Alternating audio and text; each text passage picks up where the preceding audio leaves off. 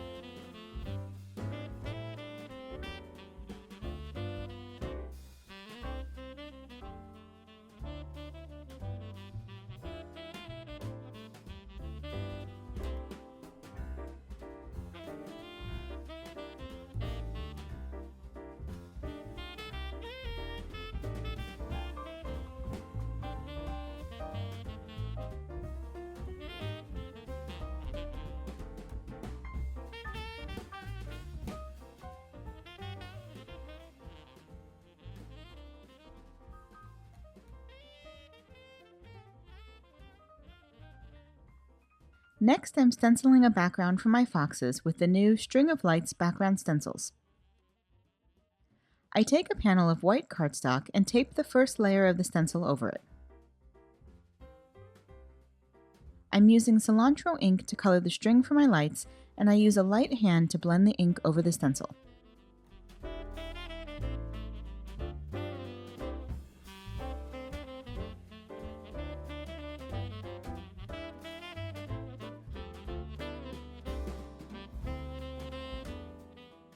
Once I'm done, I carefully remove the stencil and tape the second layer in place.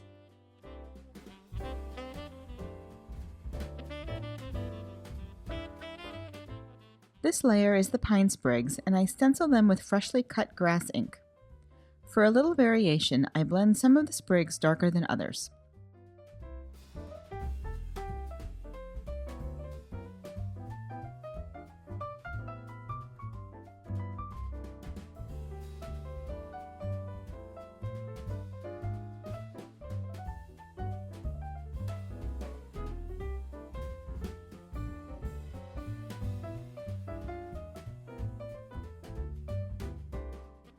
I remove the stencil and tape the third layer in place.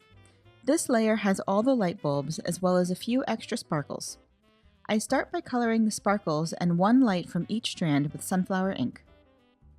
I'm using 8 ink colors and there are 8 bulbs in each strand, so I just randomize where I blend my yellow bulb.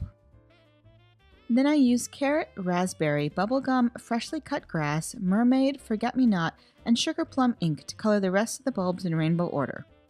I like that there's enough space between each bulb and strand that I can use different colors without needing to wash the stencil between each color.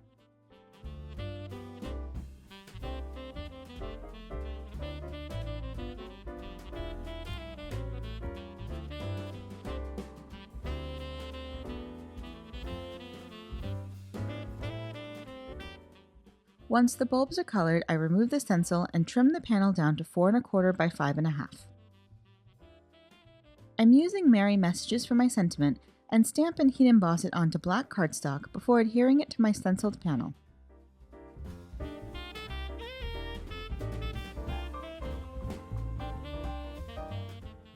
Next, I adhere my 2 foxes above the sentiment.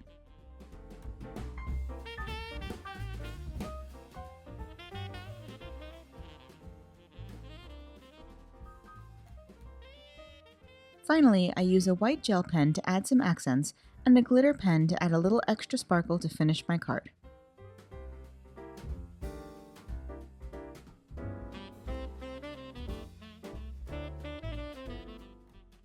And that's it! I hope you enjoyed today's video, and if you did, I'd love for you to give it a thumbs up and leave a comment. Be sure to subscribe to the lawnfawn channel for even more crafty inspiration. Thanks so much for watching, and until next time, have an amazing day and happy crafting. Bye!